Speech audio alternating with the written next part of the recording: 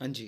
हमने ना ये जो पढ़ा था हमने पढ़ा था मार्जिनल प्रोस्पेंसिटी टू कंज्यूम वाला।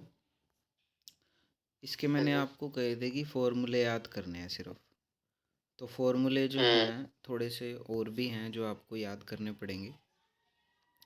फॉर्मूले, ये पूरा फॉर्मूला जो दिखाई दे रहा है आपको स्क्रीन पे देख लो एक बार। मार्जिनल प्रोस्पेंसिटी टू कंज्यूम का मतलब है कि कितना पैसा हम कंज्यूम करते हैं अपनी इनकम में से।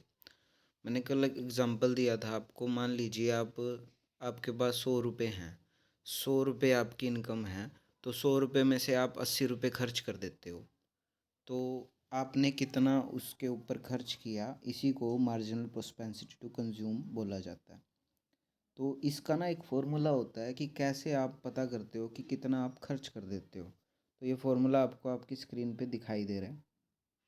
Marginal propensity to consume MPC equals to change in consumption divide by change in income. मतलब कितना अपने अपनी इनकम में चेंज हुआ, कितना आपका कंजप्शन में चेंज हुआ। तो यही आपका फॉर्मूला है MPC इक्वल्स टू। MPC मतलब MPC की फुल फॉर्म होती है marginal propensity to consume equals to change in C, change in consumption, change in income. तो चेंज इन कंजप्शन को ऊपर रखना है और चेंज इन इनकम को नीचे। तो ये आपका फॉर्मूला है। बस ये मतलब फॉर्मूला याद करना, और इस चैप्टर में कोई एक्स्ट्रा चीज़ नहीं है जो आपको याद करनी है, जो आपके लिए इतनी इम्पोर्टेंट हो। आगे आ रहा है प्रोस्पेंसिटी टू सेव। इसका इसका भी एक फॉर्मूला है। प्रोस्पेंसिटी टू सेव का मतलब है कि कितना पैसा आप सेव करते हो। मैंने अभी एग्जांपल दिया है, अभी ध्यान से अगर आपने सुना हो तो 100 रुपये में से 80 रुपये खर्च कर देते हैं, कितना बच गया? 20 रुपया। तो 20 रुपये हमने क्या कर लिया? सेव कर लिया। तो सेव करने की हमारी क्या प्रोस्पेंसिटी है, कितनी हमारा लेवल है सेव करने का, उसका भी एक फॉर्मूला होता है, कैसे हम निकाल सकते हैं उसको। उसके दो टाइप दे रखे हैं, average propensity to consume, average propensity to save और मार्जिनल प्रोस्पेंसिटी टू सेव। तो ये वाले भी दोनों के दोनों जो हैं फॉर्मूले आपको याद रखने हैं। APS(S)=S/Y। एस का मतलब, पहले तो APS का मतलब समझो।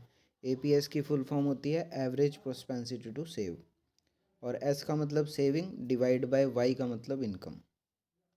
एम पी एस का फुल फॉर्म क्या होता है? Marginal propensity to save. और चेंज इन एस, ये जो त्रिभुज सा बना रखा है ट्राइंगल, इसका मतलब चेंज इन एस का मतलब होता है कितना हमारी सेविंग में चेंज हुआ, divide by change in y. Y में कितना, इनकम में कितना चेंज हुआ, मतलब इनकम के हिसाब से हमारी सेविंग में कितना चेंज हुआ वो शो करना।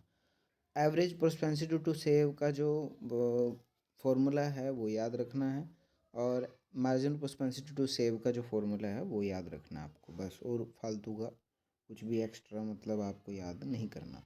ये आपके बॉक्स में भी दिखाई दे रहा है आपको। Marginal propensity to save equals to change in saving divide by change in income, S by में वाई।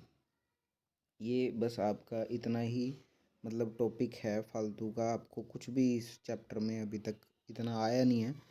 दो फॉर्मूले आए हैं, मैं थोड़ा सा रिपीट कर देता हूँ।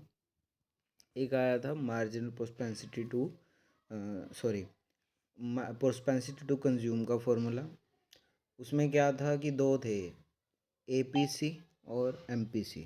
APC का मतलब क्या होता है?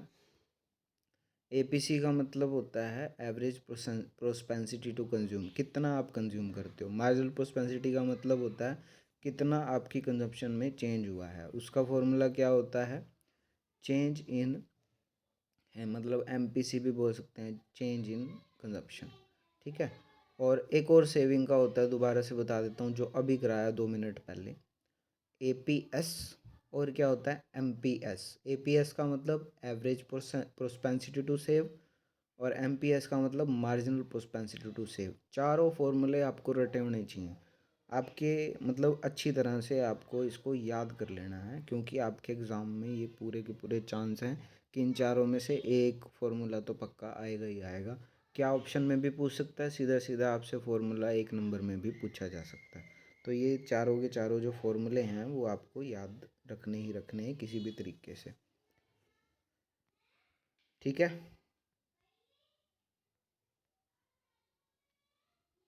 Okay sir.